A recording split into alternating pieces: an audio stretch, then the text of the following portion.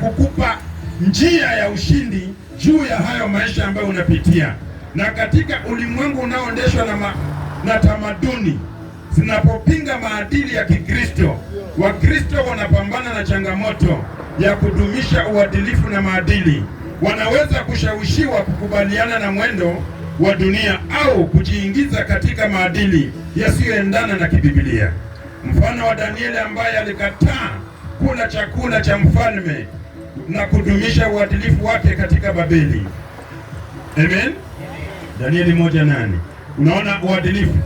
Yaani Mungu anakupa tu neema ya kuishi nao watu. Ni wabaya lakini unaishi nao. Hata wengine ni wachawi lakini unaishi nao tu. Wengine ni watu wa vita lakini unakaa nao. Mungu anakupa ile neema tu. Na unaona katika hiyo Danieli, wakati Mungu anaposema, unatoa somo kuwa inawezekana kuishi kwa maadili ya Kikristo hata katika mazingira magumu. Hii inahitaji imani imara na msaada wa Mungu ili kudumisha maadili ya wokovu. Sema amen. Tuko pamoja? Wakati mwingine unaweza kula hata na watu ambao hawafai, lakini mtashare. Wakati Biblia